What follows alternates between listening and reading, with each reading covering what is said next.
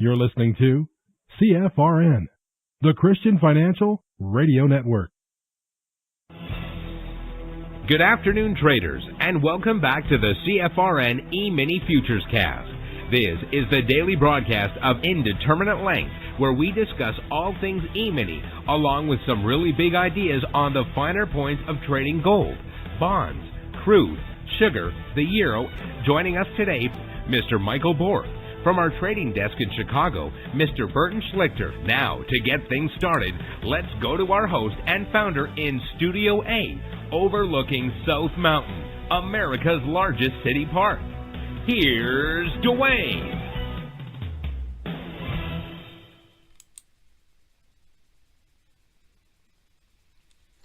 Good afternoon. Welcome back. Today is Monday, 23rd day of December, 2024. I can hear those sleigh bells. How about you? Hey, thanks for joining us, whoever you are, wherever you are. We're just glad to have you right here, right now. We will be closed tomorrow and Christmas Day, but we shall reappear Thursday and Friday. Now, it's going to be some pretty quiet trading, I believe, Thursday and Friday. I think most of the institutional traders and the quote-unquote professional traders will probably take the holiday. So, who will be trading? I call them hobbyists. People who want to trade for a living, but don't have the time to actually learn how to trade because they are full-time employed. You know, that's tough. I understand. Now, when you know how to read a chart and you look at a chart, it's pretty easy to figure out what a professional or institutional trader is going to do under a given set of conditions. Not true with the hobbyists. Because number one, they probably don't know how to really read the chart. They haven't yet found the time to learn how to trade, or haven't found someone to teach them how to trade.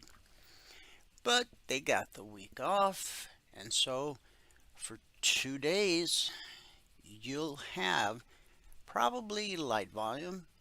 But what's interesting is price can travel a great distance on light volume when the institutional and professional traders are away. I've seen it happen a lot. So it may end up looking like a bit of a circus Thursday and Friday. Okay. For any of you that are serious poker players, and I'm not, okay,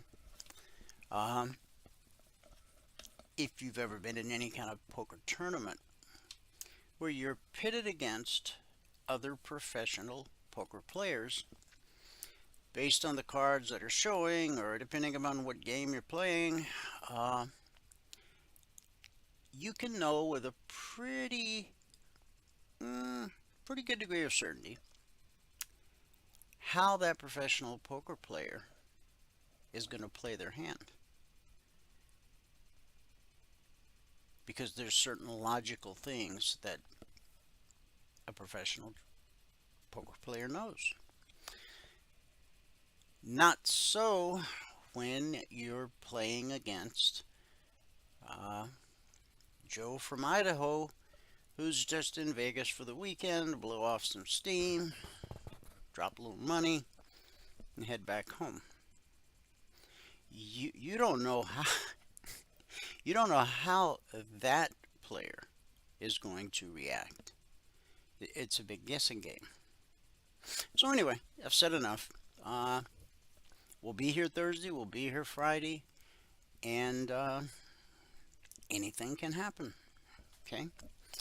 All right. Now, we do 2 live broadcasts every trading day. The first one's our live training room. This one, now the live training room, you have to be a member or you have to be on the trial to get into the live training room. That's from 9:30 a.m. to 11:30 a.m. Eastern. But this afternoon broadcast, it's open to the public. Everybody, everywhere on planet Earth with an internet-connected device. There are two different ways you can join this afternoon broadcast live. The best way, you only have to do it once. Go to mytradingiq.com. Scroll down to where it says Noon Broadcast. Click the link, fill out the form, and you're done. What will happen is every trading day going forward, you get an email about an hour before this broadcast starts. In the email, there's a link, so at 12 noon Eastern, all you have to do is click the link in the email, and it'll log you right into our platform. The benefit of doing it that way is you have access to the question box, so you can ask questions and participate in the discussion. Of course, there'll be days when you're out of the office, away from your desktop, but you'd still like to join live. And there'll be days when you're busy, can't join live, but want to get caught up later. You can do both of those via our YouTube channel. And it's easy to remember. youtube.com/CFRN. That's the Christian Financial Radio Network, but you don't have to remember all that. Just youtube.com/CFRN. Since you already know the YouTube part, really, this is all you have to remember. Not only do we broadcast live every trading day on our YouTube channel, as we're doing right now, simulcasting if you will, but we also archive each and every daily broadcast. Currently, there are over 2,700 daily episodes archived for your educational and viewing pleasure. And if you're new to the world of CFRN, it's a great way to get to know who we really are and how we've evolved over the years. Thanks to the power of YouTube, you can scroll back 6 days, 6 weeks, 6 months, 6 years, even more. Obviously, you're not going to watch them all, nor do you need to. But if you'd like to know from where we started and how we got to where we are today, well, it is there for you. And it's 100% free. youtube.com/CFRN. Oh, and while you're there, be sure to hit the subscribe button. This way, you'll always be notified if we go live outside of our regularly scheduled hours. And tinkle the little bell. And all that helps with the YouTube algorithm, so that more people can find our channel and learn how to trade. Now, our schedule for the afternoon broadcast, each day we start with our devotional, word of prayer, some news, recap of the Logic 247 alerts, the concierge trade alerts. Then about 50 minutes or so into the broadcast, Michael will join us, give us a recap of what happened in the live training room this morning. Then we'll do some live trading on the TradingView platform. Then I'll come back and wrap things up with our good word for the day. So, let's get at it. Now, the topic of our devotional, strengthen your faith with the heavenly gifts. We're in day 5 of 12. So if today's devotion strikes a chord with you, you could always go to the YouTube channel and catch day 1, 2, 3, and 4. Now, in the beginning, we outlined the 9 heavenly gifts, the gifts of the Spirit. And we've talked about how we have to ask for these gifts. They're free, but you gotta ask. Today's scripture is Matthew 16, verses 16 through 18. I'm going to share with you from the Message translation. Starting in verse 16. Simon Peter said, "You're the Christ, the Messiah, the Son of the living God." Jesus came back. "God bless you, Simon, son of Jonah. You didn't get that answer out of books or from teachers. My Father in heaven, God Himself, let you in on the secret of who I really am. And now I'm going to tell you who you really are.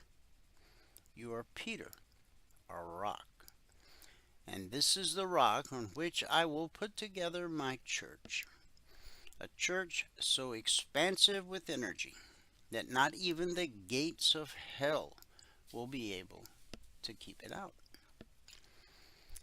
Matthew 16, verses 16 through 18. So today we'll talk about asking for the gift of knowledge. Jesus praises Peter in the scripture we just read for recognizing that he is the Son of God, a knowledge that does not come from human intelligence, but directly from God. This is the gift of knowledge, a special revelation of the Holy Spirit that allows you to understand a profound truth that you could not otherwise understand. Asking for the gift of knowledge means desiring a more intimate relationship with God, in which He reveals hidden things to you or gives you insights into situations and people. This gift is not for prying, but for seeing with greater clarity and sensitivity to what God wants you to understand at a given moment. It can help you discern the truth, understand the scriptures, and know the spiritual needs of those around you. Having the gift of knowledge allows you to have a deeper look at reality and to see the world through the lens of God's love and wisdom. Let's pray. Heavenly Father, we thank you for revealing Jesus as the Christ, Son of the living God. Just as you built your church upon this truth, strengthen our faith to stand firm against the challenges of this world. Help us to trust in your power, knowing that the gates of hell will not prevail against your church. May we live boldly as part of your kingdom, sharing the hope and love found in Jesus Christ. It's in Jesus' name we believe and pray, and everybody said amen. Amen, and happy Monday. It's like an oxymoron, huh? Happy Monday.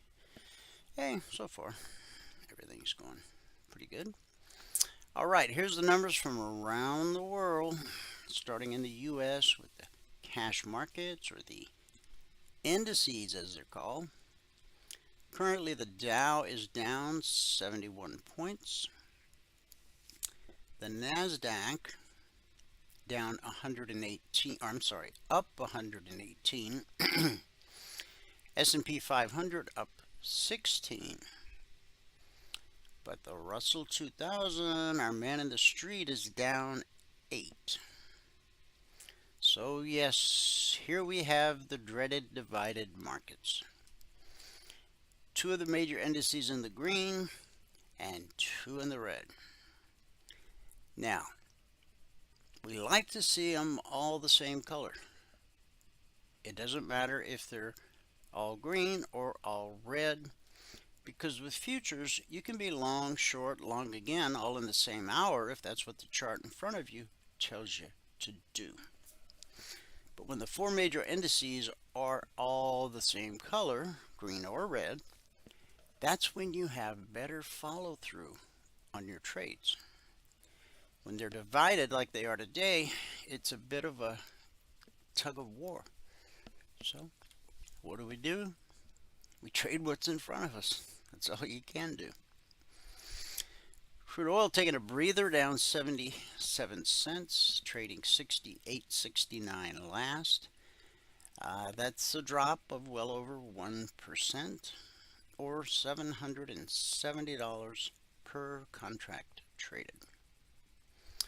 Gold down $12.90, trading 26.3220 last. Silver up 33 cents, trading 30.30 last. That's a gain of well over 1%. In the Asian markets at the close, the Nikkei gained 459 points, well over 1%. Shanghai dropped 16. The Hang Seng gained 162, which is almost 1%. And in the European markets at the close, FTSE up 18, the DAX down 35, the CAC down 2. So we had a mixed day in Asia. It was a mixed day in the UK. And it's a mixed Radio Monday here in the US of A. So let's take a look at the news. An assailant rammed a car into a crowded Christmas market in Germany on Friday, killing at least 5 people and wounding at least 200 others. The detained suspect is a 50-year-old Saudi doctor who was known to accuse the German government, of prioritizing Muslim immigrants over secular ones. Police have not identified a motive. The attack occurred in the central German city of Magdeburg, nearly 80 miles west of Berlin. Shortly after 7 p.m. local time, the driver maneuvered a rented car through a gap in the security barriers before accelerating through the crowded street. The assault lasted 3 minutes. Police arrested the driver at a streetcar stop as he tried to drive away from the square. The Magdeburg attack is the latest in a string of deadly car ramming assaults over the past decade. Now, some of you know who Rickey Henderson is. Major League Baseball legend. Sadly, he passed Friday at the age of 65. He was known as the Man of Steel. Not like Superman, not that kind of steel, but the kind of steel where you steal a base. The Hall of Famer holds the all-time stolen base record with 1,406 steals and runs scored with 2,295, and was widely considered the greatest leadoff hitter in baseball history. Henderson ended his 25-season career in 2003 after playing for 9 teams. The longest tenure was with his hometown team, the Oakland A's. In that time, Henderson won 2 World Series titles. His first was with the A's in '89 and his second with the Toronto Blue Jays in '93. Henderson also held the all-time record for walks, 2,190, before Barry Bonds surpassed him in 2004. He was a 10-time All-Star and became a first-ballot Hall of Famer in 2009. Henderson was also known for his style and eccentricity, often celebrating home runs with a signature jersey tug or finger dance. Well, Ricky, you will be missed. How many of you sleep with one of those masks. The Food and Drug Administration has approved obesity medication Zepbound to treat moderate to severe obstructive sleep apnea for obese adults. The announcement makes the Eli Lilly medication the first drug in the U.S. approved to treat sleep apnea. An estimated 39 million U.S. adults suffer from the disorder, in which the upper airway becomes blocked, jolting people awake and causing them to gasp for air. While anyone can suffer from sleep apnea, obesity is a leading risk factor.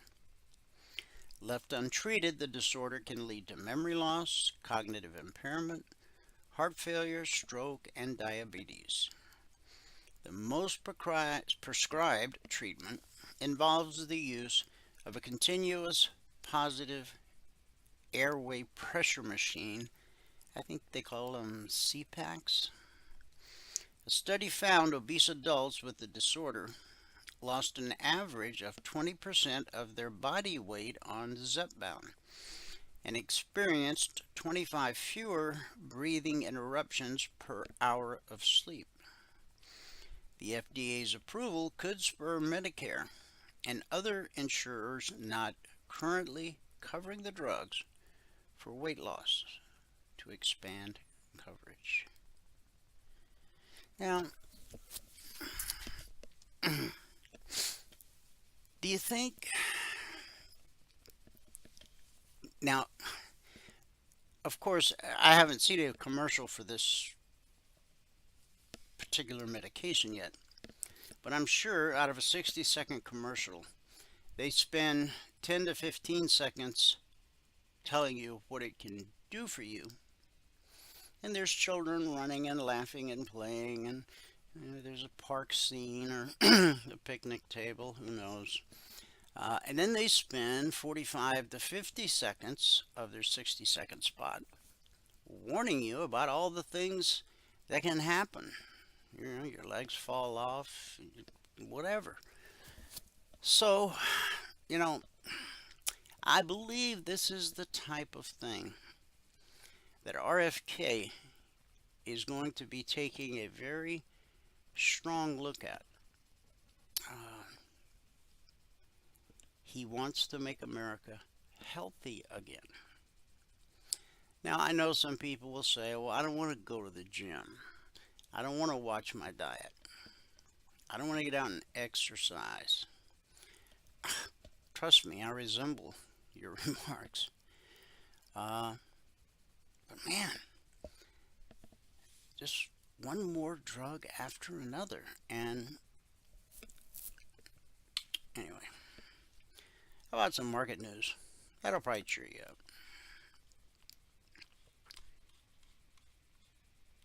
Stocks were mixed on Monday, as I just explained, as investors considered the path of interest rates next year after the Fed hinted they would stay higher for longer.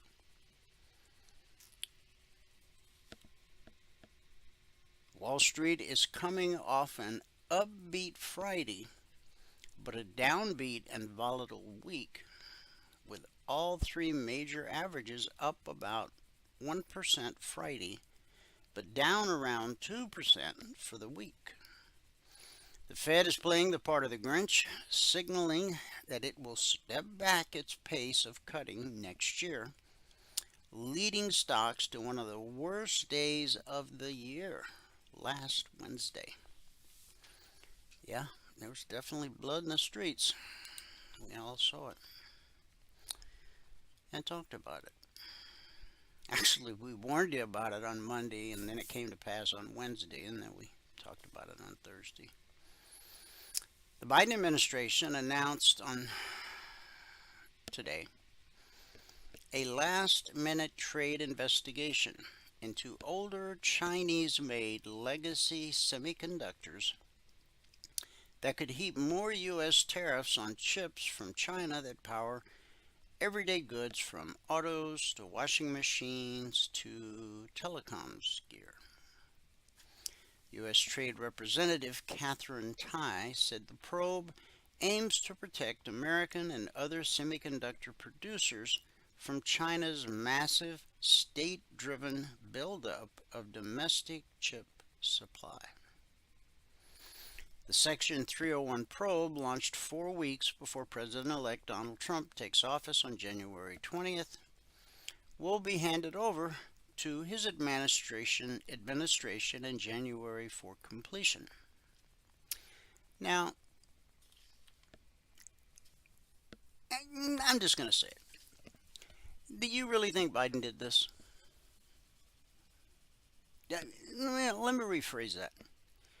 Do you think Biden is capable of doing anything given his current state of mind and health?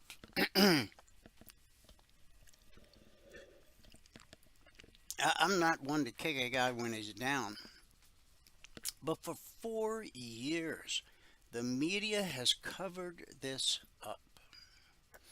Oh, he runs circles, and the White House has covered it up. Oh, he runs circles around all of us.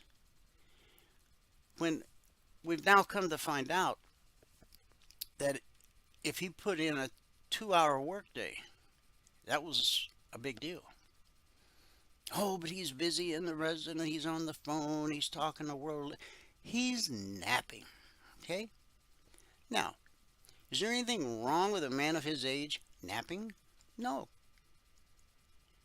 The fact that he is not in full control of his faculties, is that shameful for a man of his age? No. What's shameful is that we, the American people, have been lied to for 4 years by the media, by the White House, and by that Kareem John Pierre, whatever the heck her name is. See, I'm even getting it a little bit. Kareem Jean Pierre. Yeah, I think we don't have to see her anymore. I think Friday was her last day where she continued to support the lies. All right. Moving on. This presidency is going to be so transparent. I mean, from X to Trump Social or Truth Social, we're going to know on a daily basis what the government is actually doing. President Trump has no problem fielding questions from an audience, whether they're for him or against him. And he doesn't need a cheat sheet or a notepad or anything else. In fact, he revels in that environment. It's who he is. It's what he does. So this pain that you felt for the last 4 years, from the gas pump to the grocery store and everywhere in between, didn't have to be that way. I'm not going to go down the whole stolen election thing. You know, that got beat to death too. But again, the media supported that lie. Well, anyway, I'm just thankful this Christmas that we're actually going to have a commander-in-chief again.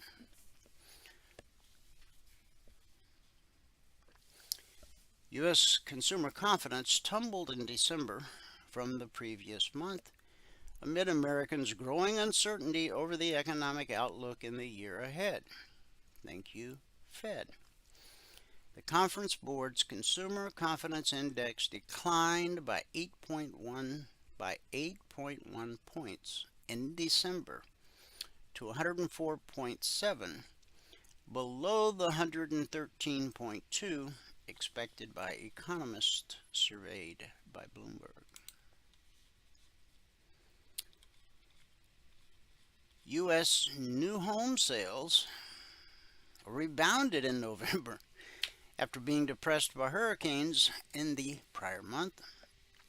but rising mortgage rates could hamper sales next year. New home sales jumped 5.9% to a seasonally adjusted rate of 664,000 units last month. This is from the Commerce Department's Census Bureau. The sales pace for October was revised higher to a rate of 627,000 units from the previously reported 610,000 units. Okie doke. Well, I mentioned earlier oil taking a breather today. Bloomberg says it this way. Oil edged lower in thin pre-holiday trading as the dollar strengthened and traders weighed President-elect Donald Trump's threat to reimpose U.S. control over the Panama Canal. West Texas Intermediate slid about 7.7% to around $69 a barrel. Trump said the key waterway through which 2% of global oil supply flows is charging exorbitant fees, a claim that Panama's president rebuffed. The criticism of Panama follows threats by Trump to impose tariffs on Canada, Mexico, and China, as well as on the European Union if the bloc doesn't buy more U.S. oil and natural gas. The increased uncertainty has failed to jolt crude out of a narrow range it has traded in since mid-October, with lackluster demand in China and expectations of ample supply limiting gains. Trump's threats and rhetoric on the international scene are mostly noise for the oil markets at this point, according to Vandana Hari, founder of Vanda Insights in Singapore. Given the thin trading and lack of strong cues, I expect crude to slide sideways into the year end. Hedge funds, however, have shown some signs of growing more bullish, with their net long position on West Texas Intermediate crude rising by the most in more than a year in the week to December 17th, according to data from the U.S. Commodities Futures Trading Commission. That came after price rallied on the prospect of sanctions that would reduce supplies of Russian and Iranian oil. Drill, baby, drill.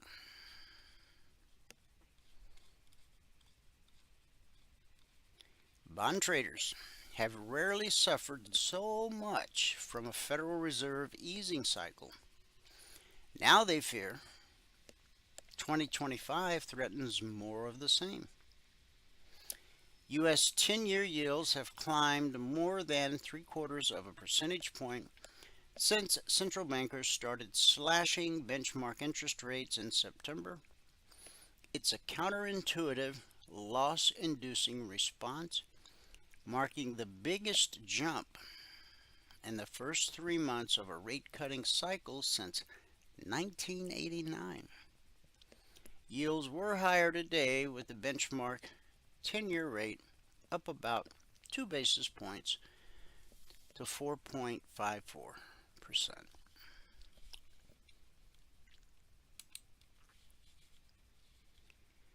We talked about the CFPB last week.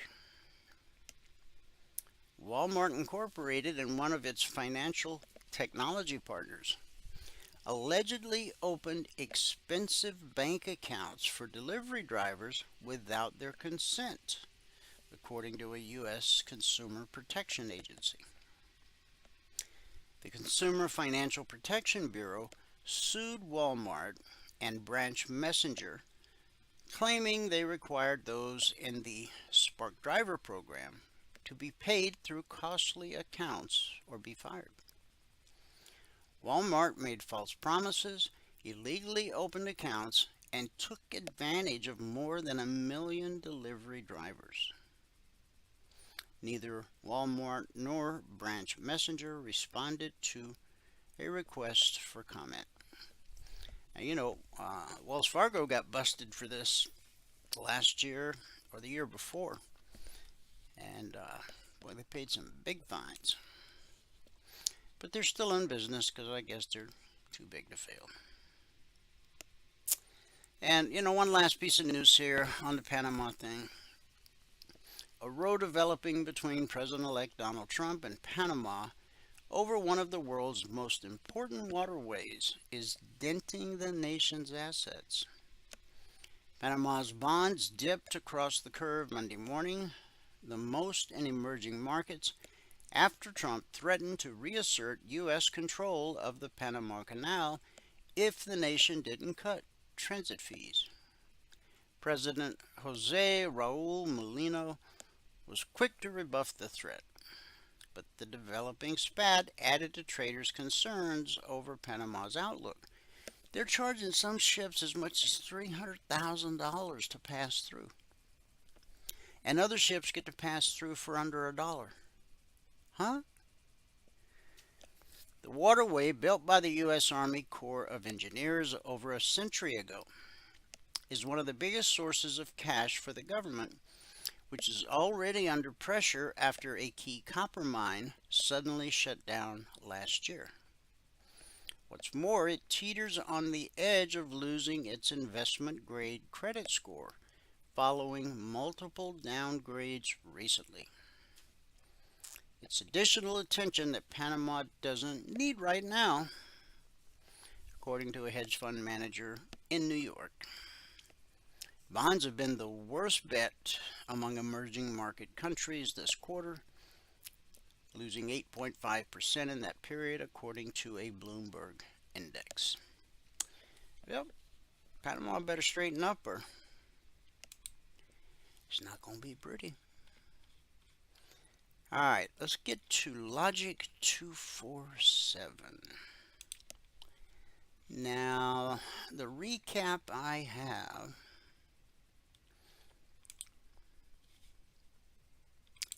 was done last night at 9:30 p.m. The markets were kind of quiet overnight. Last night when the markets opened at 6 p.m. Eastern, that began week 334 of Logic 247. That's our 24/7 around-the-clock E-mini alert service. Not just E-minis, also crude, gold, silver, bonds. Over the last 334 weeks, we've issued over 18,700 individual handcrafted alerts. Each alert has an entry price, an initial target to help you get your goal for the day, often a second, third, fourth, or more targets, and then a final trade to target. We've averaged on a weekly basis 20% or less of the alerts being stopped out based on market structure and a very simple process that we teach all of our passport holders in their one-on-one mentoring sessions. So, since the markets opened last night, at the time Valerie did this recap last night at 9:30, 14 alerts had been issued. We're still waiting on the outcome of 13. So we had one actionable alert, and it did the deal. So right now we're sitting at 0%. I do know that some of the waiting ones have triggered, and I put out some additional alerts today. Not a lot, just a couple. So anyway, Valerie will get everything all updated this afternoon, as she does each and every day. Now, the logic alerts can come out anytime around the clock, 2 a.m. or 2 p.m. Futures trade around the clock, and we have traders around the globe. Our day session is their night session, and vice versa. Again, out of over 18,700 individual alerts, we've averaged on a weekly basis 20% or less being stopped out. Last week we ended up with 5 being stopped out, I believe it was. Hang on, I have that pertinent information. right here, I think. I do. Last week, here's how we ended up.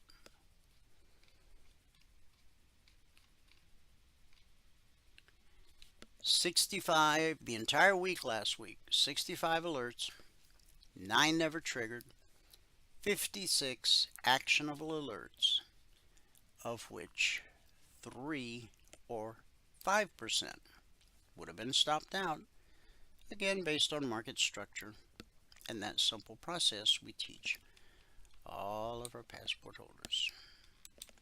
Now, long before we had Logic 247, we had the concierge trade alerts, and they're different.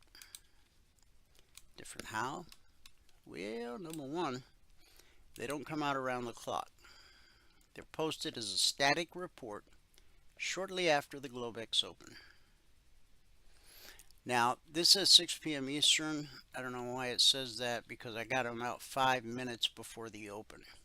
Now, that's Mountain Standard Time you see down here. Telegram reads the computer on your clock. So if you're on the East Coast, that says 5:55. So all of our members and all of our trial members had every one of these targets 5 minutes before the markets opened last night. S&P 500 E-mini, the Dow, the Russell, crude oil, NASDAQ, gold, silver, and bonds. If you're a member or trial member, make sure you read this very important information here and make sure you understand it. If you don't, ask and I will explain it to you. So as we go to the charts, just remember, all members and trial members had all these targets 5 minutes before the market opened last night.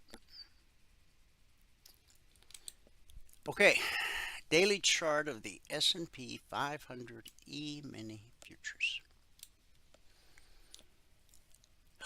Where do we start? Well, we got our bearish cross. Now we've had a leg, a retracement, a leg, a retracement. I had drawn this circle here I said as the market, tries to undo some of the damage that was done last week, we've got a lot of support areas here. We've got the step line, red and falling, the BBC, and the underside of this trend line. Interestingly, last week on the big sell-off day, Wednesday, price found support at the previous bullish cross. Not unusual. Also, Thursday night in the members only workshop, right there where the step line crossed red and falling and turned it to blue and climbing, I drew in this little rectangle Thursday night, and then on Friday we saw price come right down to that area. Boom. Support. Sent us all the way back up to close here Friday at the 24% fib extension. During the session we reached all the way up to the 38, but we closed the session at the 24. And so today we do have an inside day. An inside day means we've not taken out the high of Friday or the low of Friday.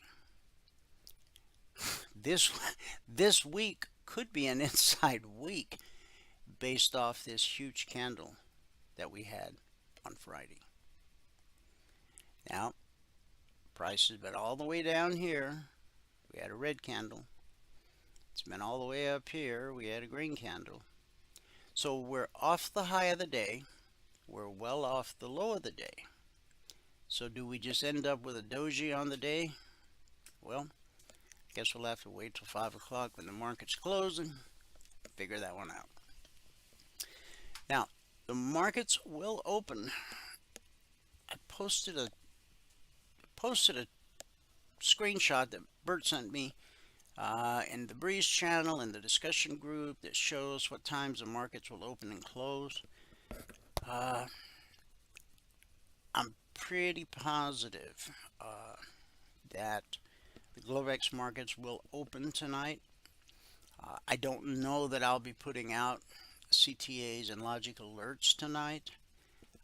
I will let you know before the markets open in the discussion group. I will post a message. No CTAs tonight, or CTAs will be out 5 minutes before the open, or whatever's appropriate. Okay? All right. I'm keeping it open. Now, the daily chart's important no matter what you trade, whether it's futures, individual stocks, crypto, Forex, ETFs, because institutional traders, the ones who actually move price, they look at daily, weekly, and monthly charts the way you and I look at 30-minute charts, 5-minute charts, tick charts, and range charts. It has to do with account size and the incredible size they trade in. That's why they're the ones who move price, because of the size they trade in. Okay? So, if you'll take 2 minutes each day before you start trading and look at the daily chart of whatever you're about to trade, you can see what the deep pockets have been up to overnight. Okay? Now, the U.S. stock market closes at 4 p.m. Eastern. Okay? But then the Asian markets open. They trade Tesla. They trade Alphabet. They trade Amazon. And then at 3 a.m. Eastern, the London markets open.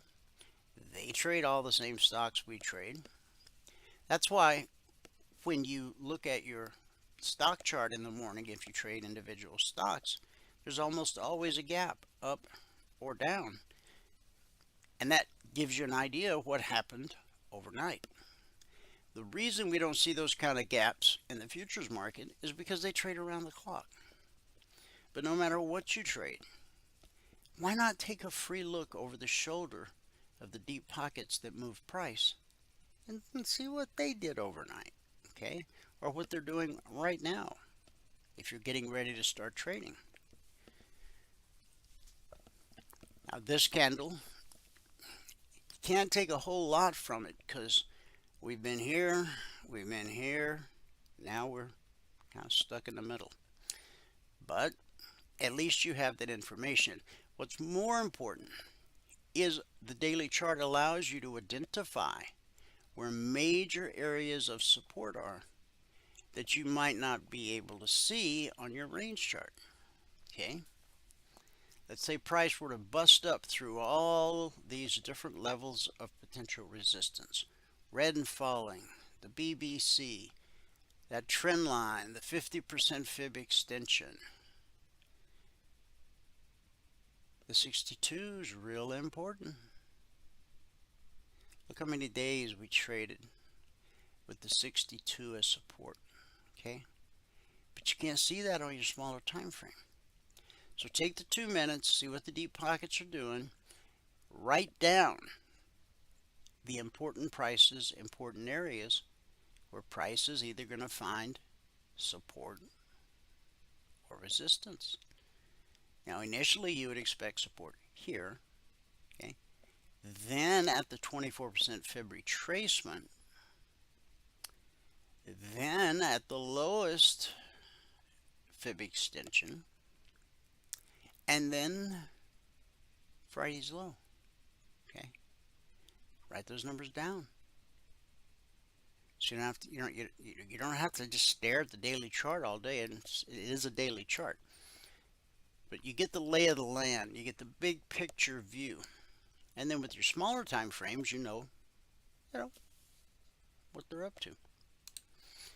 Now, all alerts are created on the 30-minute chart. These are last week's weekly trading zones. Why? Because all the alerts that go out on Sunday night are based on last week's zones. Why? Because the new zones are not published until Monday morning at 6:15 a.m. Eastern. So any alerts that I've published today are based off this week's zones. Now, we're not going to be here tomorrow, but when we come back Thursday, you'll see this week's zones on my charts. Okay. But any additional alerts I put out today will, of course, be based on this week's zones. We've published the zones for our members every Monday for the last 15 years. It's a beautiful thing to have the playing field laid out before you on a Monday morning. Now, last week, because of the extreme activity we saw, we did have some markets that closed below the lowest weekly trading zone.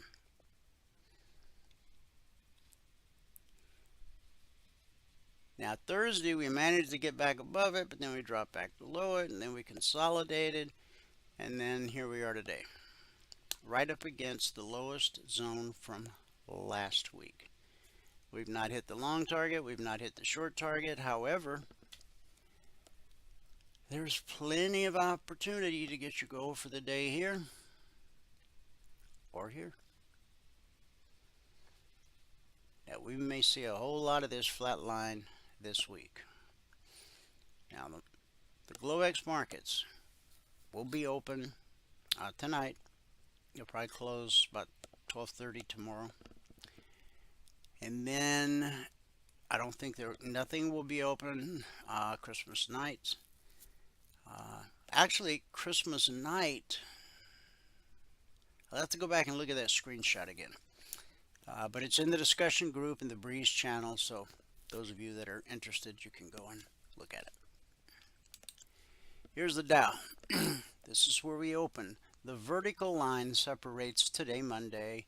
Here's Friday. Here's Thursday. And again, we close the week below the lowest weekly zone. Across a number of markets, it's highly unusual. But what the Fed did and what the Fed said on last Wednesday, that was highly unusual as well. So, now, the green line's called the BBC, stands for Bull Bear Cross. When price crosses below the green line, we're bearish and expect lower prices. When price crosses above the green line, we're bullish and expect higher prices, lower prices. The pullback to the BBC, whether you're pulling back from below or from above, the pullback holds more often than it doesn't.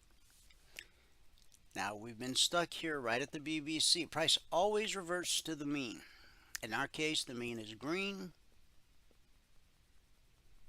We call it the BBC, Bull Bear Cross. Just trying to keep it simple. Now, what I think is about to happen here? Well, you see how red and falling has turned to blue and climbing? We're building a green candle. I think we're going to break to the upside, but you want to remember that you got a bearish cross right here, okay? Now, when you have a bearish cross, that's when the red line gets below the green line. When you have a bearish cross that leads to an extended move, the first time price revisits that area will almost always be good resistance. Okay? So if we do break out to the upside, you could safely trade 43,310 to 43,330. That'd be enough to get your goal for the day before you got here. Now, I'm not saying it's impossible for price to go down, but we've already got red and falling has already turned to blue and climbing. That's often a good indication that the retracement may not hold. While the pullback holds more often than not, we know eventually it will trade through. Okay, so we can trade it long. If the pullback holds and we take out this low, down here we got a bullish cross. And so when you have a bullish cross, that's when the blue line crosses above the green line and leads to an extended move. The first time price revisits that area, will almost always be good support. And again, as you can see, we have an inside day. There's Friday's low, there's Friday's high, both on the S&P and on the Dow. Okay, sounds like Michael is here, so we'll pause here. When I come back, we'll finish the rest of these markets, wrap things up with our good word for the day. Right now, Michael's going to give us a recap of what happened in the live training room this morning. And then we'll do some live trading on the TradingView platform. Indeed. Ready? I'm ready. Yeah, looks good. All right. Here we go. Good afternoon, everyone. Today is Monday, the 23rd day of December, 2024. Wow, 23rd day of December already. All right, so if you have not taken a free trial with us and you want to, go here to mytradingiq.com, click on the purple button right here. When you click on that purple button, it is going to bring you to this page where all we ask for is your name, your email, your phone number. There are 5 multiple choice questions. Please fill those out, and down at the bottom, fill them out honestly, because if you fill them out the wrong way, you won't get emails. You won't get any emails. But down here at the bottom, if you have NinjaTrader and you want to use Ninja charts, give us your machine ID for that. If you have TradingView and you want to use TradingView charts, which we encourage, give us your TradingView login ID. Okay, all we need is login ID. We don't need a password or anything like that. All right. All right. So today we had our best day of the year today. Believe it or not, it was our very best day of the whole year. $2,657 a contract. If you're going to read the spreadsheet, you have to read all of the CFTC risk disclosures down at the bottom. We were up 424 ticks on the NQ, 103 on the Russell. We were minus 29 on gold, plus 25 on the ES. Put us at $2,657 per contract this morning. Today it took 3 minutes and 1 trade to get to $2,880. So we took a total of 45 trades this morning. That is a record on the year. That's a record on the year. That's a record on the year. That's a record on the year. That's a record on the year. So it was a big day. On the month now, we're up $12,945 over 16 business days, averaging $811 per contract per morning session. On the year, we're now at $125,052 over 239 business days, averaging $523 per contract per 2-hour business day. Now, if you were to quit trading when you get the goal for the day and you were to add 1 contract per month, so far this year, you would have only had to work 70.28 hours, and you would have averaged $3,313 per hour for those 70.28 hours. All right, pretty good stuff. Now, there are a ton of trades to go through. So let's start out with the markets that I traded the least on. Okay, we'll start out with the gold, because I traded the least on that. I guess it goes left to right. I mean, right to left anyway, so it works out. Start out with the gold. I didn't do so well on the gold today. I apparently didn't put in my second stop out, but I had the first trade of the day was right there. We got plus 6 ticks on that. And then I don't know how, but somewhere in here I stopped out. I think it was right here. I think right here I went long right there and I stopped out. Either way, I should not have stopped out, but I did, so it was a mistake.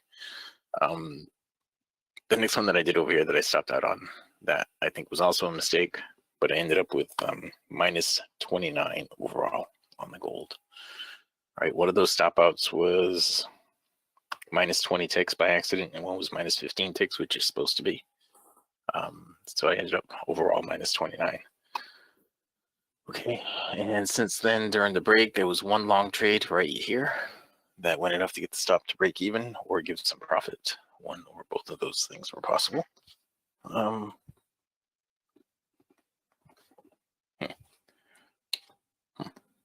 Okay, well, anyway, that was what happened during the break on the gold. All right, and the Russell, let's have a look at that guy. And that was our next one. We only had a few trades on the Russell. There they are. Okay, so our first trade on the Russell was, we did well on the Russell, but we only had a few trades. First trade was right here. We're up 5 on that one. Then next one we had a break even. The next one we had another 5 to get us to 10.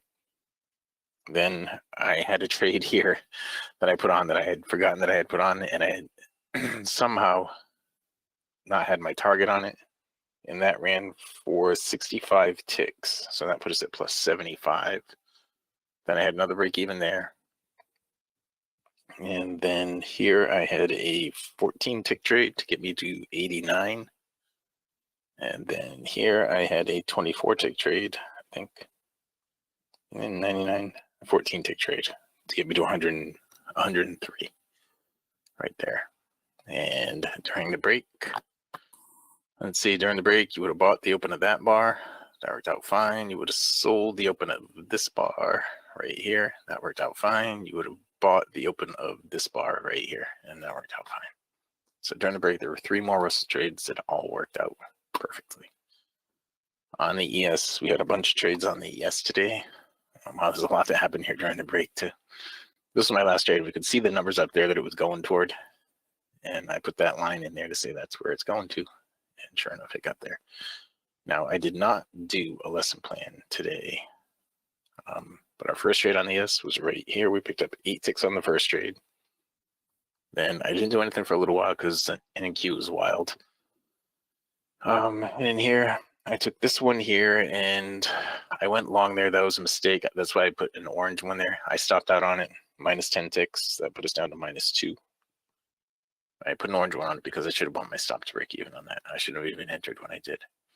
We got short over here. We picked up 8 ticks to get us to plus 6. I'm sorry, we got 2 ticks to get us to 0. Get us 2 ticks to get us 0. Then we got 4 ticks here to get us to 4.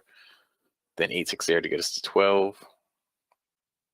Then 2 to get us to 14. 4 to get us to 18. Then 1 to get us to 19. Then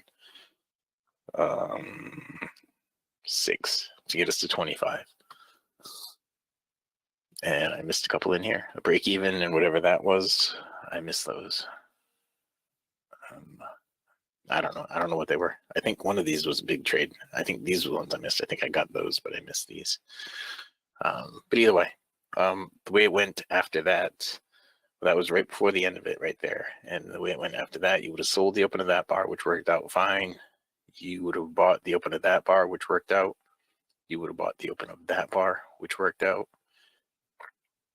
You would have sold the open of this bar. That would have stopped you out. You would have sold the open of this bar, and that would have stopped you out. You would have bought the open of that bar, which would have gotten it back. You would have bought the open of that bar, which went 6 or 8 ticks into profit. You would have sold the open of that bar, which would have worked out fine. You would have bought the open of that bar, worked out fine. You would have sold the open of that bar. That would have stopped you out. You would have bought the open of that bar, which would have stopped you out. It got into an area here during the break where it was doing these bigger swings and it was dragging it out, and you overbought and oversold here. That's what ends up creating the stop outs. But you would have bought the open of that bar and pulled back a little bit, and then it went up, so that would have stopped you out. I'm sorry, you would have sold it. You would have bought the open of this bar, which would have gotten you good profit. And you would have bought the open of this bar, so you'd be long right now. Okay, you would have sold the open of this bar, which would have been good, and you would have bought the open of that bar. You'd be long right now. So the idea is not to trade 1,000 times, because you certainly can. As illustrated by the NQ trades I did today. And I don't know that I marked them all, but I marked a bunch of them. We'll just go through them, okay?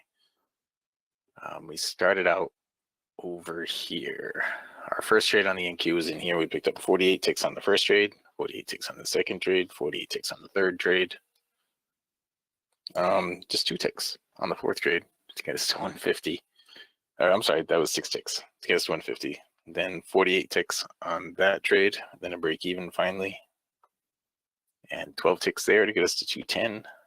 Then 8 ticks to get us to 218, then a break even. Then we should have another break even, and we should have a couple more break evens. And here we should come up to a stop out. There it is, a stop out. And that put us from 218 down to 182.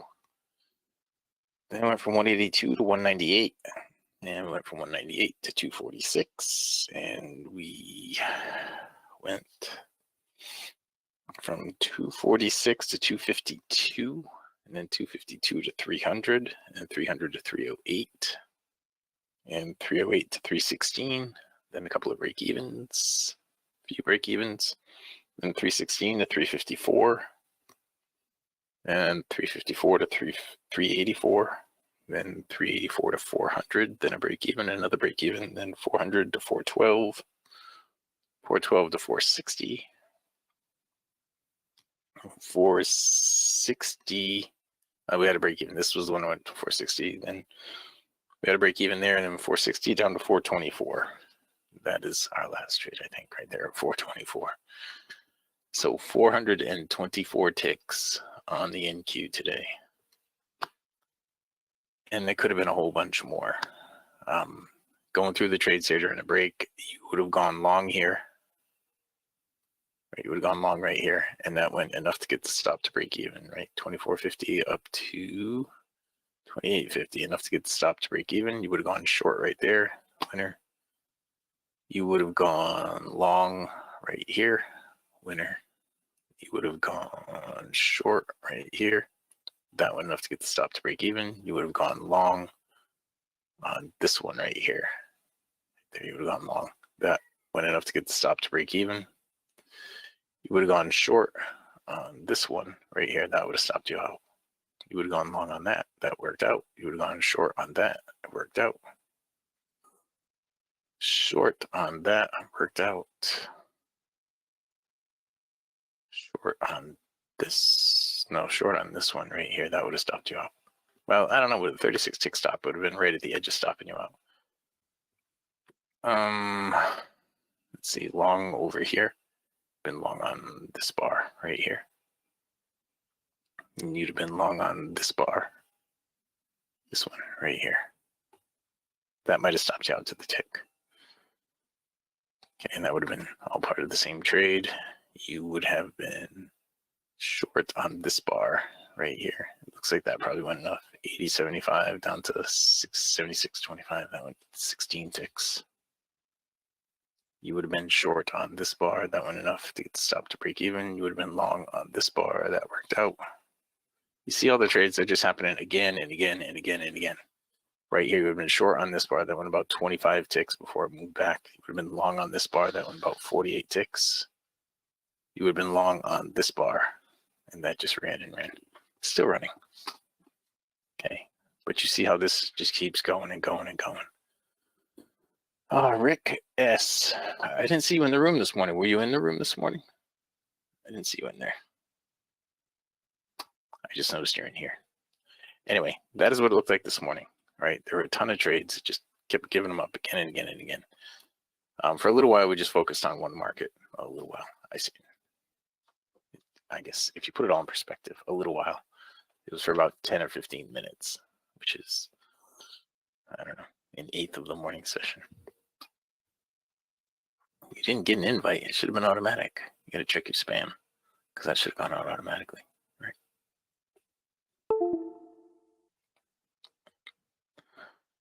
All right. So now we just got to wait. Just waiting for more trade setups. Okay. And there were just a ton of opportunities today, and there's even more now. We'll get more by the end of the day. Like this right here, that painted the right way, but this bar hasn't painted yet. The black bar hasn't painted. You see that? It's not printed on this candle. So that would be both of them up in the over bar right there. Over here, the black is leading the way down. Okay, so now it's printed two of them at the same time. And it's leading the way down there. So we don't have any trades here yet, but all you're looking for is this right here. I'm going to buy right there on the NQ. Okay. So the spot to buy right here was 18.25 at the open. 18.25 at the open. I'm in at 20.75. I didn't exactly get a great spot, but it should work out. It's already gone from 18.25. It's already gone up to 22.75. So I probably shouldn't have gotten in there because it's already gone enough to get the stop to break even. So I should really bump my stop to break even when I get another chance here. There. Okay, so I'll put the stop at break even here. And now I'll just lock it in 1 point. And I'll lock in a whole bunch of points. That's what, 16 ticks right there, 4 points. Bang. See how easy that was? Everybody could have done that one with me. 16 ticks. That's almost the goal for the day. Right? It's $80 per contract. There's one here on the ES, right here on the ES. You can still get in on the ES one because it hasn't gone 4 ticks into profit yet. Right here, the open of this bar, right here. What was the spot? 22 and a quarter, and I'm in at 21.75. Still a good trade. Okay, stop is 10 ticks away. I know it's counter trend. It should go up to here though. We need 4 ticks in profit. Go to there. 4 ticks in profit is all we need. I'll bump that stop to break even.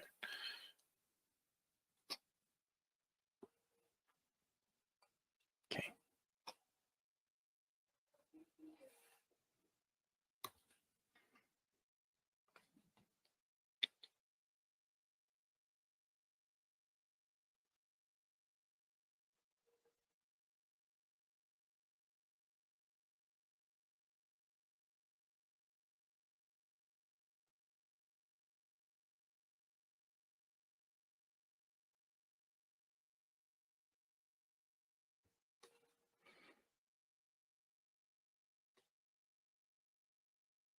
All right, so I'm just waiting for that to come through right now. We don't have anything on these other markets right now, right at the moment. All right, here goes the ES. We need 1 more tick on that. There it is, stop to break even on that.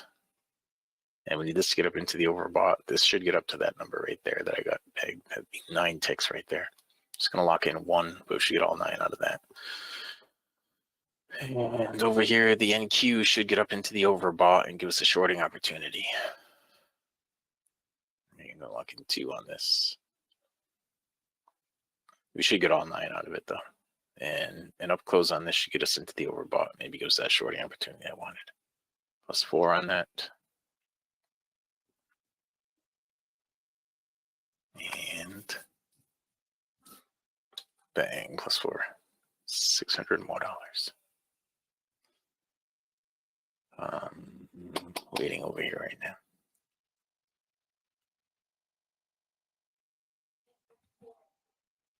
Hey, we need the up close, but we didn't get it. We got a down close. That's actually kind of ugly the way it came together right there, but it's still a short right here at the open of that bar. Okay, it's still a short right there at the open of that bar. Now it has not gone 4 points into profit yet, so you can still get into it if you wanted to. But it's ugly the way that it came together because it was a gravestone doji that actually gave it moved up on an even close. So the math on that came together kind of weird. Usually gravestone doji is going to happen at the top of a trend, but we'll see what happens with it. My stop is 9 points away. It has not gone 4 points into profit yet, so it's still a valid trade. If you still want to get into it because it hasn't gone into profit at all, you could enter here and get a really good entry on it. So your stop would be a break even right now if you got that good of an entry. Mine's still going to go to break even here in a second. There it is, stop to break even. And now I'm going to lock in whatever that is and whatever that is. Nope, sorry. That much, 21. So that's 24 ticks altogether right there. 28, 32, and I'm out with 32. Now everybody could have gotten in that one with me too. Everybody could have gotten in that one.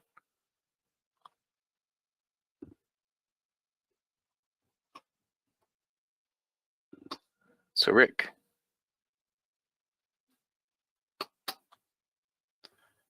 you had asked me, oh, that's right. You had asked me how to get just this, right? That was the question you asked last week. There's 3 ways to get just that. One is to sign up for mentoring and be in the room every morning, and you get everything with that. But you have to watch it in the room. You don't get access to it. 2 is to sign up for the passport, then you get access to it all the time. 3 is to sign up for TV trades, and then you get access to it. See, this is the TV trades range trigger. So there are 3 ways to get access to it.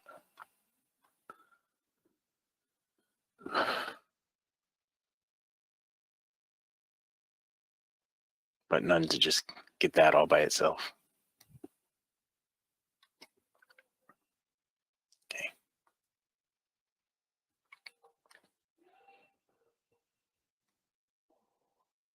So the only real lifetime license that you can get, that we'd have a lifetime license for that, is the passport. Then you'd have a lifetime license to it on your desktop. The mentoring, you get to watch it in the room, as long as you're in the room. In the TV trades, you get to pay a monthly fee for it.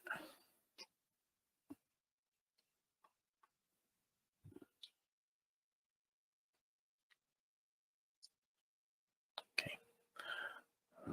So the passport is the only way you get it for good.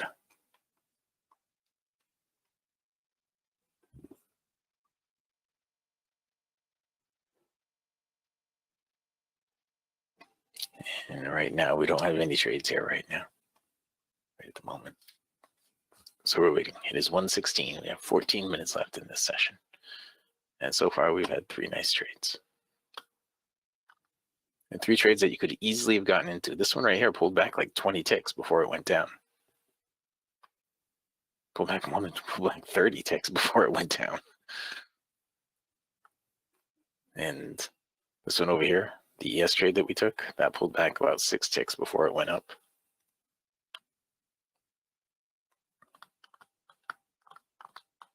We just about have a trade here right now.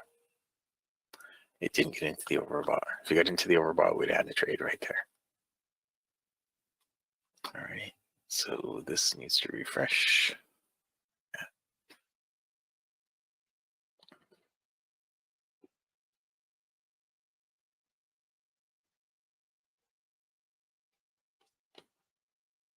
You can't place a stop proactively. My stops are all placed whenever I put the order on bar. I have a bracket on. But you mean a buy stop limit or a sell stop limit? You can't really do that because you have to wait until the bar closes to see where the open is going to be. I just typed in use a bracket. That was use a bracket to put the stop on, but I think he's talking about a buy stop limit or a sell stop limit. Is that what you mean, Bart? Could be. Otherwise, do what Dwayne said and use a bracket. But you know that. You should know that. All right, so this is a short right here on the NQ. Okay, so I couldn't put it on proactively. I had to wait. And it went 4 points into profit, so I just wanted to break even. I couldn't put it on proactively. I had to wait until it closed. All right, and then I showed you what I did this morning, how I put the order on. When it closed, I clicked in the red, and that makes it a limit order at the current ask. All right, and that got me in just a little lower right there, but it went down 4 points into profit and then came back up and took me out of break even. Sorry, I did it before I showed it to you, but that was another trade right there, but that was a break even for me. There's another one here on the ES right now. You see how the blue got in there all by itself? So the open of this bar right here was a trade. I'm already short on it right here at the open, I believe. Yeah, 1975 right at the open. So I have the perfect entry on this right now. And it hasn't gone 4 ticks into profit yet. My stop is 10 ticks away like it should be. And what we anticipate is that this is going to turn down and get down here into the oversold. And that's 2 bar lengths for it to get down there in the oversold. So that should put us down here pretty close to the swing low. Okay. Right here, this number right there. That's what it should do. Now, this one over here that I took a few minutes ago that I got to break even on is still working itself out. It hasn't really done anything yet on the downside. This one wasn't alone when it went into the oversold. This was actually a long trade from right here on the gold right there that I missed. And gold was my only negative market today, but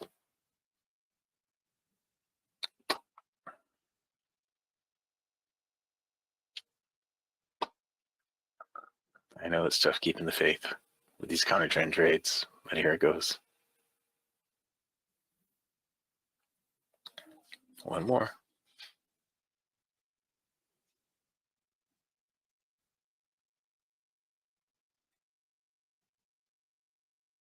One more. There it is. Stop to break even. Now I don't have any risk on this trade.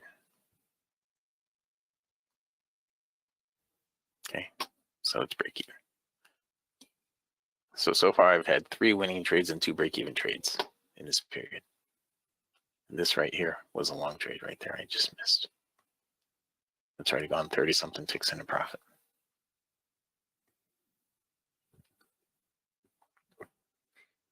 Does the blue line have to just touch oversold or wait till the blue line to turn? No, it just has to. It has to just. It's got to. These are range bars on TradingView bar. Range bars on TradingView are not intra-bar. So by the time the bar closes, if it's closed, if you see it touching the line, that means it's closed and it's touching the line. That's okay to take. You don't have to wait for it to turn. All right, that's the advantage to this trade setup. You're not waiting for the turn. You're taking it as soon as it hits that line. If it goes through it or if it just touches it like this right here. That's what I was just saying. You could have bought the open of this bar right here. When that closed right there, when this bar, with this red bar closed down right here, you could have bought the open of this bar right here and be up 30, 40 ticks right now. Okay. I know we're used to waiting for things to turn and get back in the flow, jump back into the flow of things. That's what we're used to. I know this goes against everything that we're used to doing, but I had the best day of the year so far today. And there's still a few days left this year. I could have another one even better. And as we get to the end of the year, the last couple of days of the year, there's usually a bunch of volatility. And we have 4 of those left, right? Well, maybe 4. I know we have 2 days left this week and Monday. I'm not sure what's going on the 31st. Was that in that screen print, Dwayne? I think it was just this week, right? That Bert had in that print. Did you put out there? Yeah, I think so, yeah. I think it was just this week. Yeah, I'll take a quick peek at it. So right here, I'm buying right now, Bart. I just bought the NQ at the open of this bar. 12.25 a minute, 13.25. I'm off by a point. But if it's going to stop me out like it just did, it's really going to stop me out. It doesn't usually stop out to the tick. And that one did stop me out.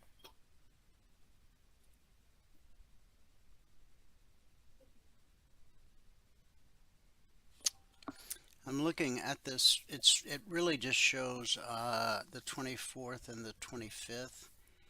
Yeah. And on the 25th, Christmas Day, the Globex markets will open at the regular time, Wednesday 6 p.m. night at 6 p.m. Eastern. Yeah, that's crazy. That's what I'm gathering here. Indices, yep. I wonder what they're going to be like. I bet there's huge spreads everywhere. Now some markets will not open, like meats, lumber, dairy, grains, stuff we don't trade anyway. So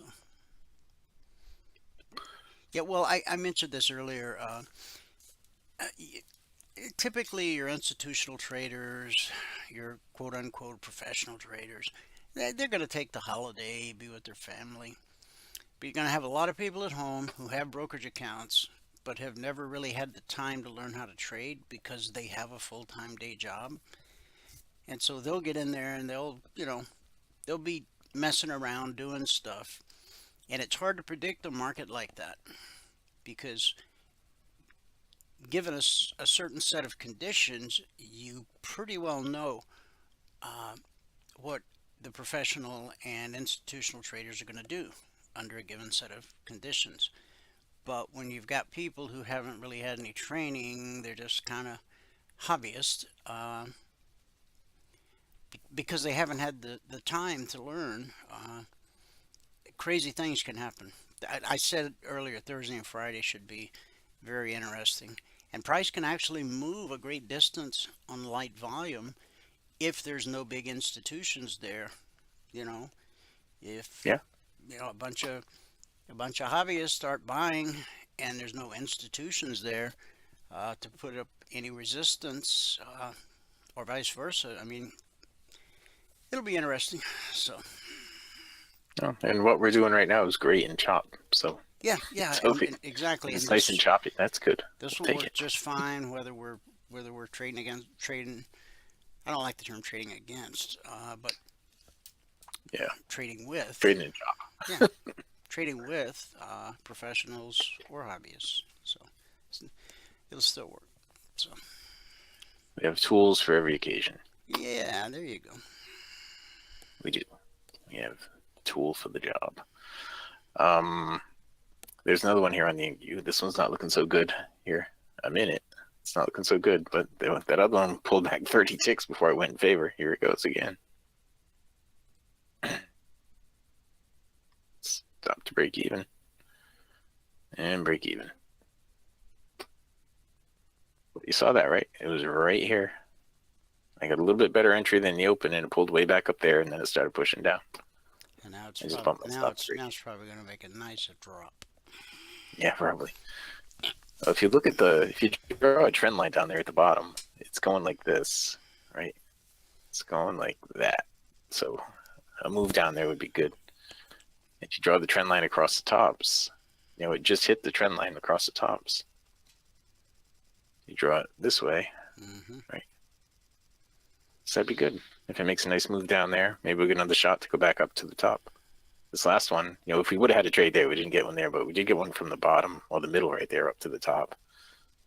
And did we get any other ones? Yeah, we had this one right here going down to the bottom. We had this one right here going up there. But right now we're in the middle of this triangle right here.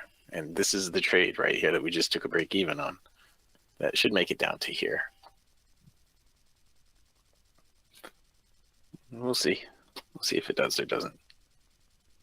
We made some pretty good money in this session, as it was. We stopped out on one trade. Today was your best day of the year? Yeah, it was. Wow. It was. Wow. That's awesome. I had 45 trades this morning. 424 ticks on the NQ. I don't think I've taken 45 trades all month. Well, most of them, more than half, were on the NQ. We're at 424 ticks on the NQ. And that was a big day. We had a lot on the NQ, and I missed a lot on the NQ. If I would just traded the NQ this morning, I'd have been up over 1,000 ticks just on the NQ. All right, so here goes that move down. Now, right here, it's saying a buy right now. Okay, so I'm going to buy right now because that's what it says. So I just bought. Here we are. Whoa. And now it stops going to break even. I didn't know Prince Harry and Meghan Markle split up. Did you? Did you know that? No, I did not know that. Huh.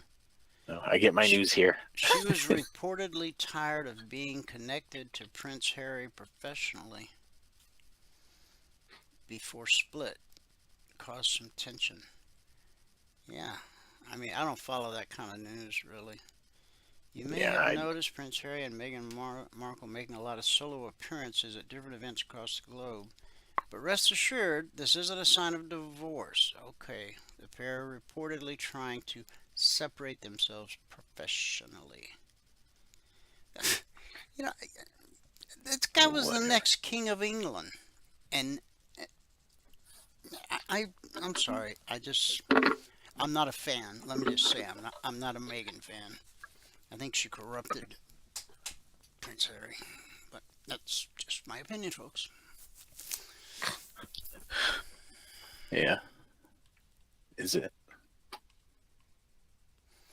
Oh, and my goodness, did you hear about this Representative Kay Granger, the Texas Congresswoman? No. She hadn't voted. She hadn't placed a congressional vote since July.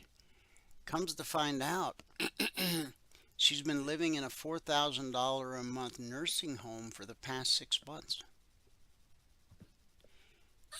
Kay Granger, 81, hasn't visited her boarded up office for the past 6 months. And they just found this out, I think Friday was the first time I heard it on the news. Has she been voting the whole time? No. Somebody voted for her? No. The record shows no votes. She's in a dementia care facility. I mean, How does this happen? It's like Lloyd Austin goes in the hospital, has a prostate operation. My heart goes out to him for that as a human being. But the guy's the Secretary of Defense. How did him and Joe? How does Joe Biden not know that the Well, second? but Joe Biden doesn't know where he is half the I, time. I So, know. I mean, yeah, there's that. Uh, anyway, okay. So you were just asking Rick which ones are which. The passport is over 6 months. The mentoring is over 5 months. The passport gives you a lifetime license to the indicators, including the trigger. The mentoring gives you access to the trigger while you're in the room. It gives you a lifetime license to everything else, but access to the trigger while you're in the room. Okay. The passport is this one here, passport over 6 months. That's the one that you're going to want to get the passport on your desktop. Okay.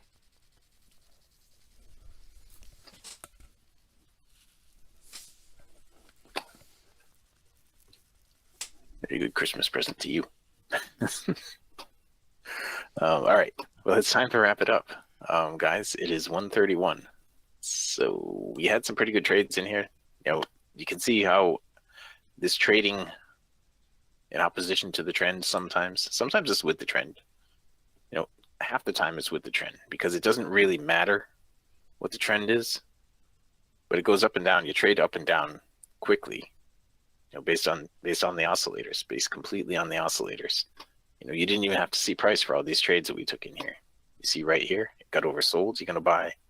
Right here, it got overbought, you're going to sell. Right here, oversold, you're going to buy. Right here, overbought, you're going to sell.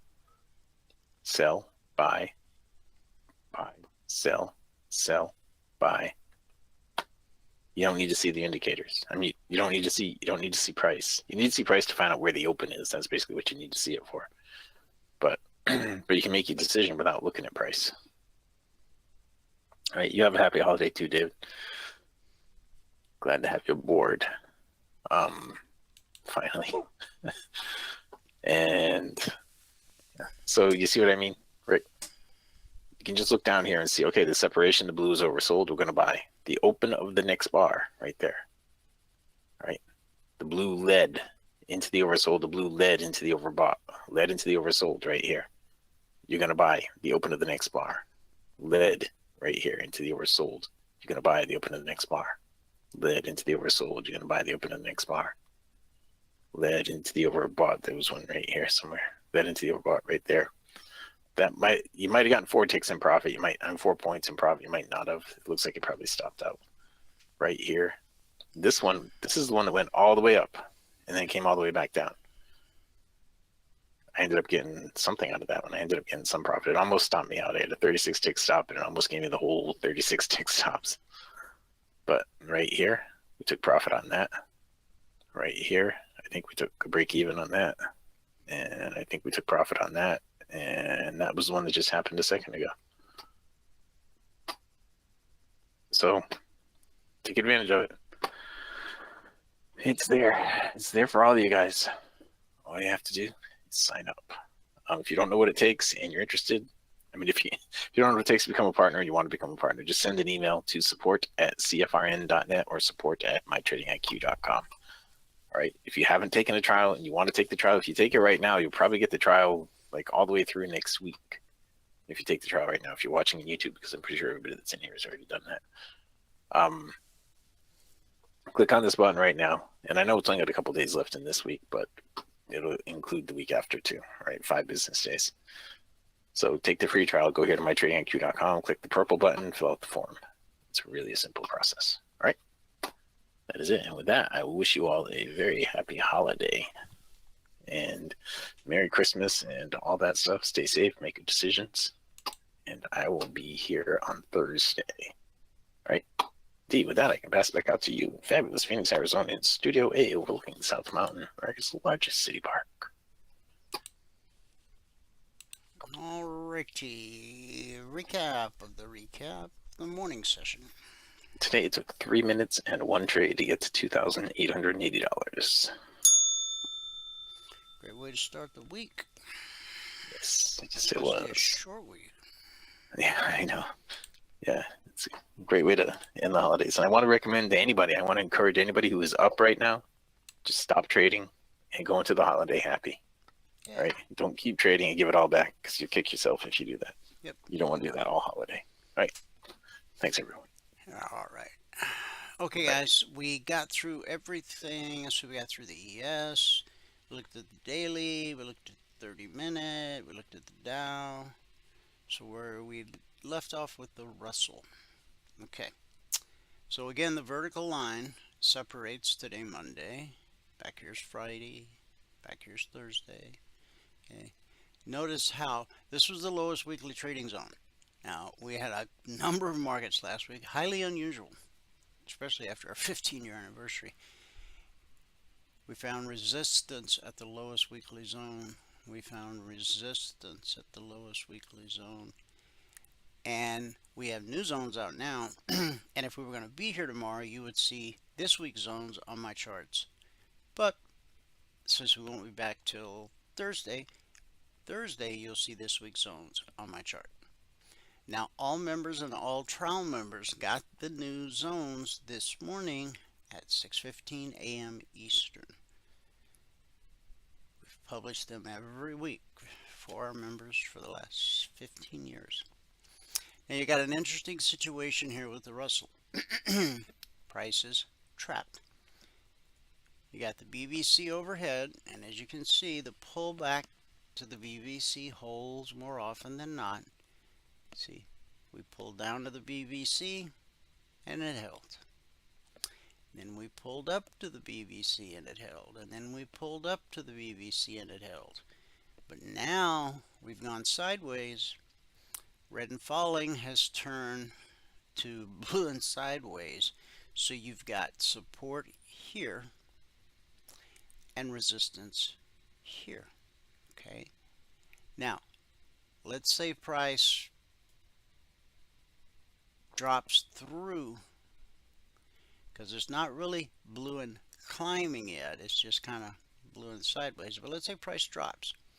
Okay, you got to be aware that this low right here, 22.50.60, that's potential support. This low right here, 22.44.10, it's potential support, potential support, potential support, and then you're at the target. If we were to go the other way, let's say we closed above the BBC and then we had another candle open and then it starts printing green, make sure you realize that at 22.70, that's definitely resistance. And then right above that, where the bearish cross took place, 22.74, you got resistance there. So I'd probably find something else to trade besides the Russell. Now, everyone had these targets 5 minutes before the open last night. So this was the opening candle. It opened at 22, we'll call it 71, and ran up to 22.83. That's 12 points. You only need 2 points to get your goal for the day. That right there is a 12-point 30-minute candle. And then you come over here. Price is falling. You got the perfect stack price, step line, red and falling. This candle right here opened at 22.67 and it dropped, it opened at 22.70 and dropped to 22.67. 4 points, right? Here we opened at 22.64 and we dropped to 22.58, 6 points. You only need 2 points to get your goal for the day. All right. NQ. This was the opening candle last night. We didn't make it to the target, but here's what we did do. Remember, everybody had these targets 5 minutes before the open.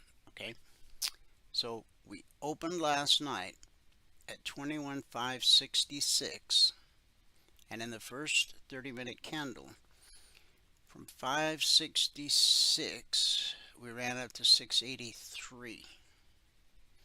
So that's over 100 points. At $20 a point, that's over $2,000 per contract traded in that one candle. And you weren't expecting resistance until you hit red and falling. And what do we get? Resistance. See? Now, once red and falling turned to blue and climbing, we made a run, but we didn't get there. In fact, more importantly, we failed to take out this high from Friday. Okay? And we're actually right back up to that point. We got close last night, but right now, as I speak, look at the horizontal line on my cursor. That high from Friday, we just tagged that. Okay?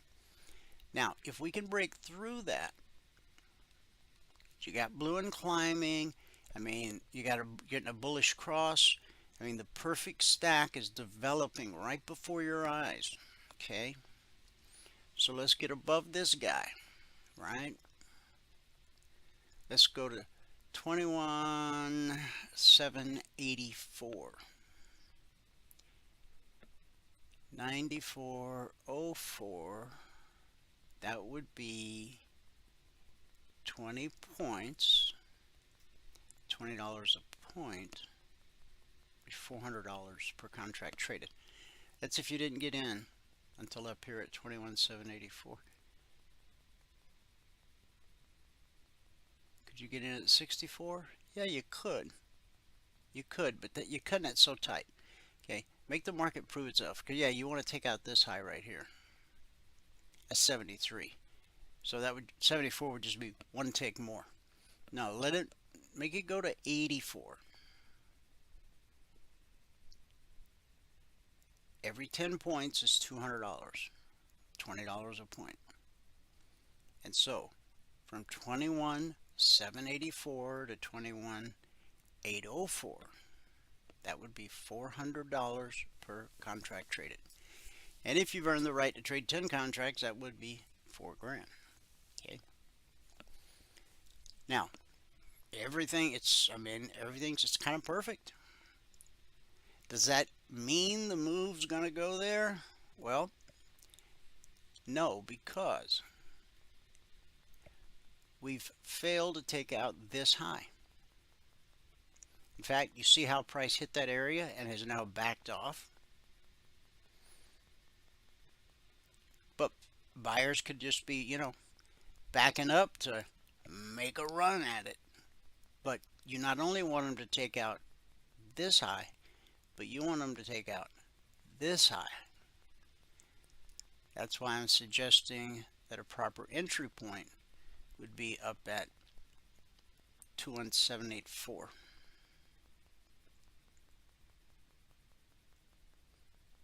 And if it gets there and makes a run to 804, it could very well run another 20 points to 825, which would be another $400. So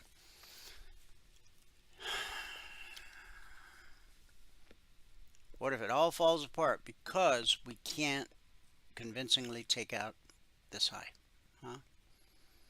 What if everything just falls apart? Okay.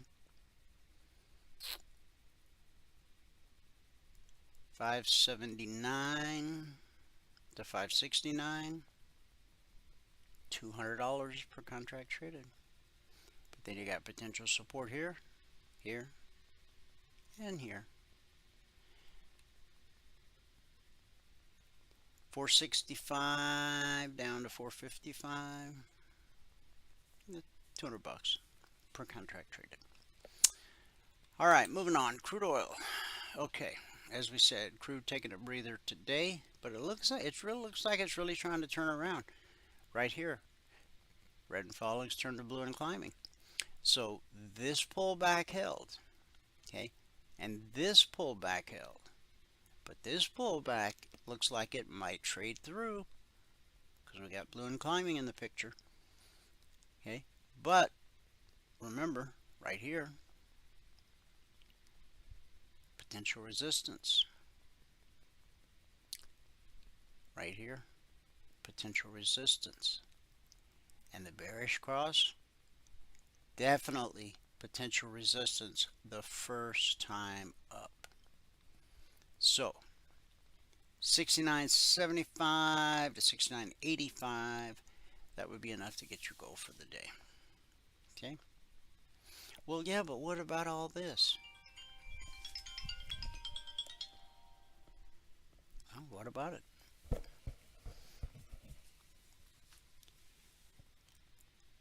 See, I don't just look for reasons to trade, I look for reasons not to trade. Okay. Now, even though we got blue and climbing, and even though we've managed to spike above the BBC, look how much time we have left in this 30-minute candle. 14 minutes. A lot could happen. This candle could end up closing back below the BBC. Or it could make a mad dash up here. And once it takes out this candle, then 69.50 to 69.60, that would be enough to get your goal for the day. Oh no, you got this guy right here. Yeah. Let it get up here. See, with the different markets you have to choose from, there's no reason to ever take an iffy trade. Okay.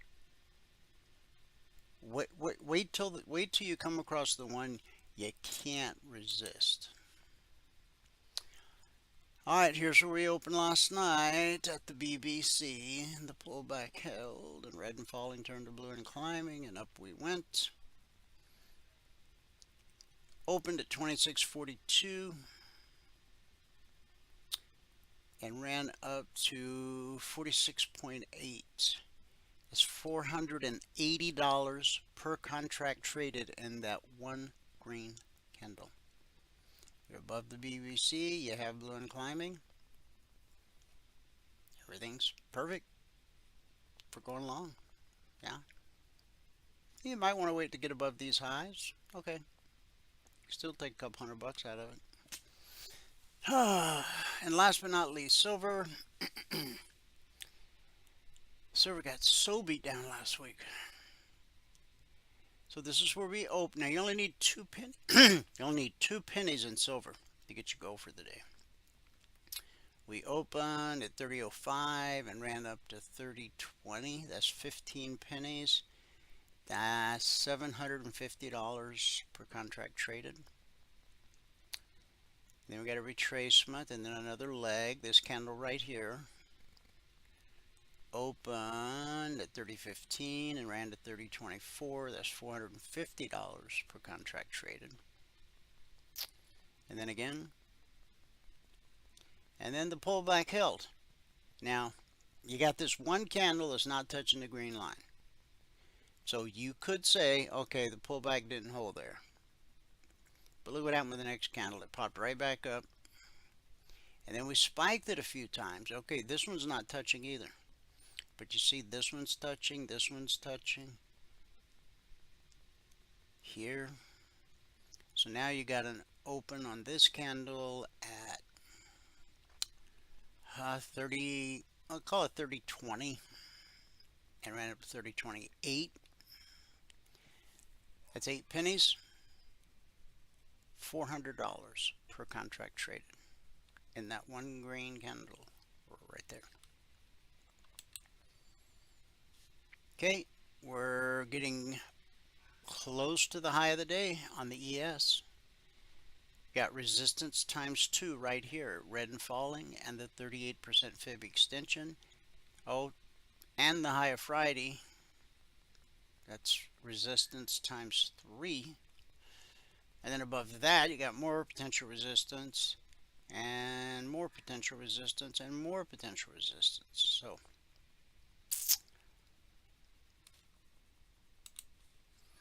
to become a member, go to mytradingiq.com.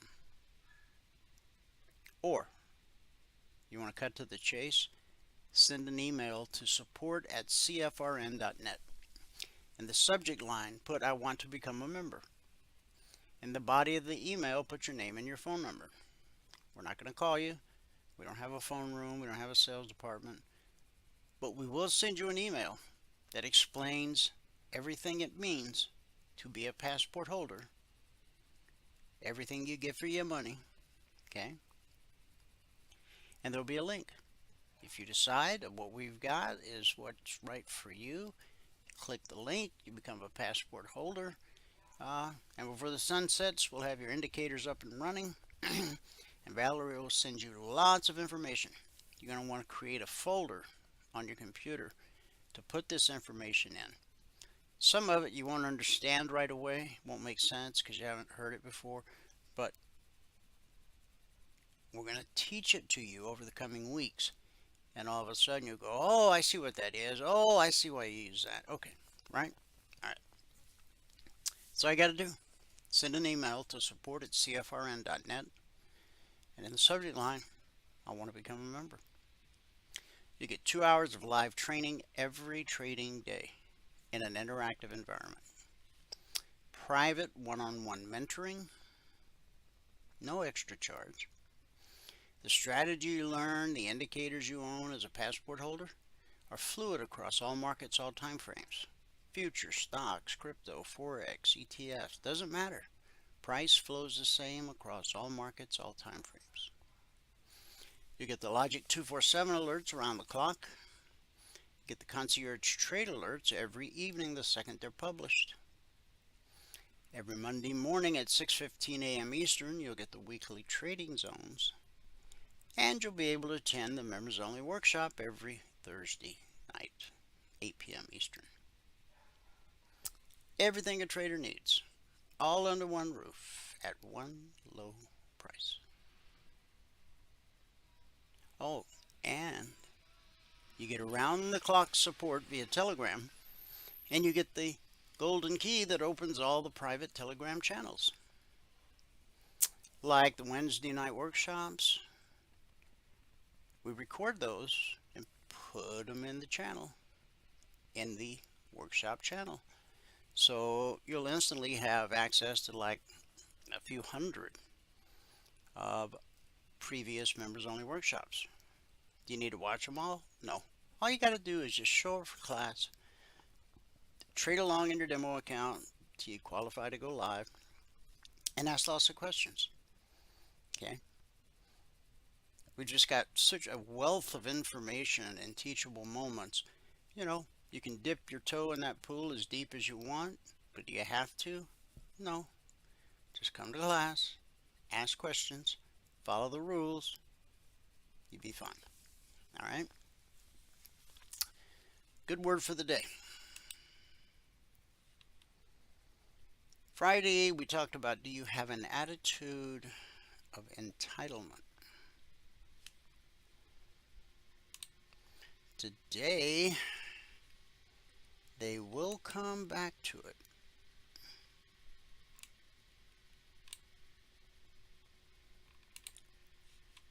Proverbs 22:6.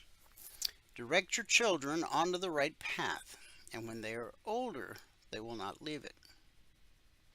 Now the King James Version says, raise up your child in the way that he should go, and when he's old, he will not depart from it. Now my grandmother raised me right. My mother raised me right too, but I spent a lot of time with my grandmother. She raised me right. And so for the 2 decades I was out there sowing my wild oats, I never stopped praying. I never stopped talking to God. But I knew that scripture. And I said, God, what's up? I was raised right. Why am I doing so much wrong? Okay. And then after my life changed, okay, at the age of 37, it hit me. Raise up a child in the way that they should go, and when they're old, they won't depart from it. So see, at 37, in God's eyes, I guess, I was officially old. When your child begins to toddle and talk, plant God's word deep in their heart. That doesn't guarantee they won't go astray. Many of us get it wrong before we finally get it right. I can attest to that. Just make sure they know where the right path is.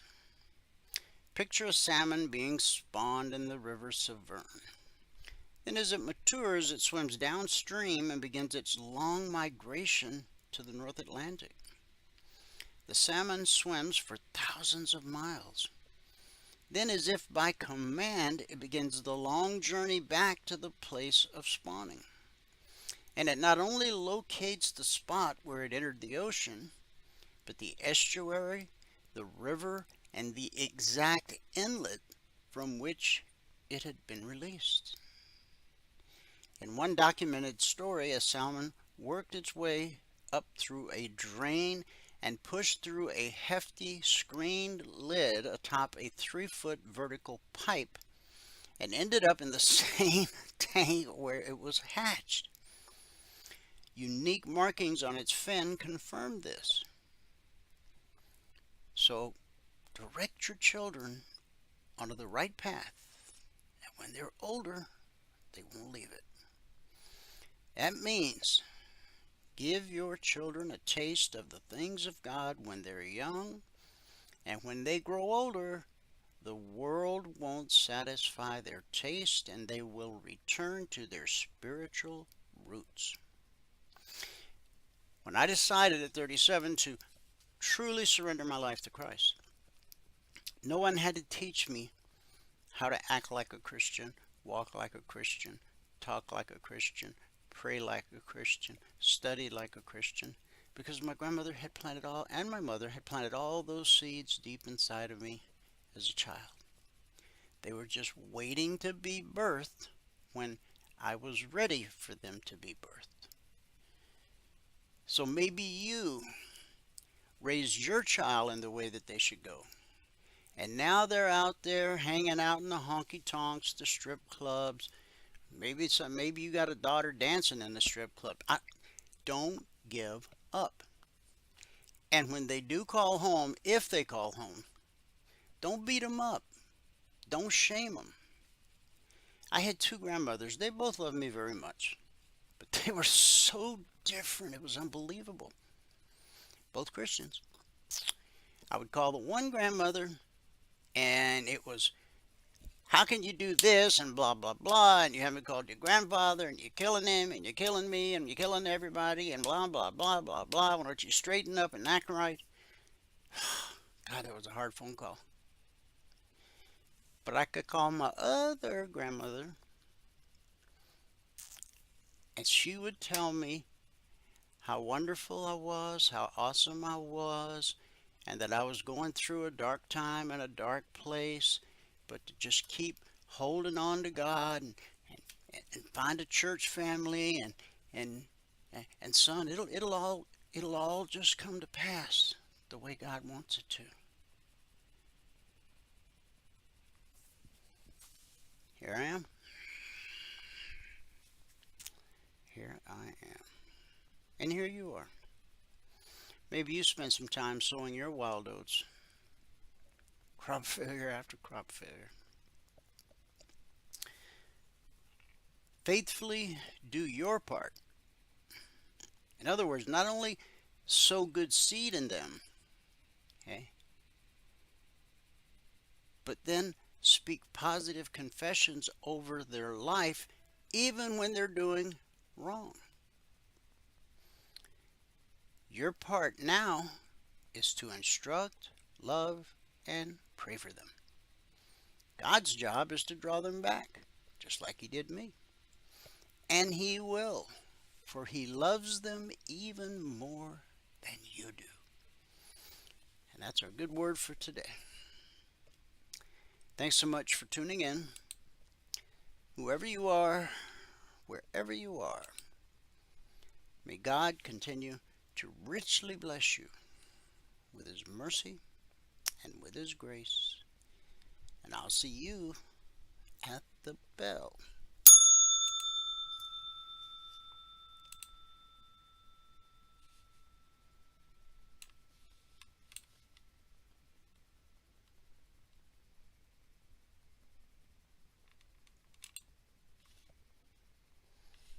Oh, man.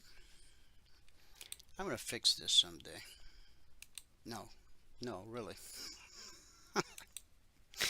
I am. There we go.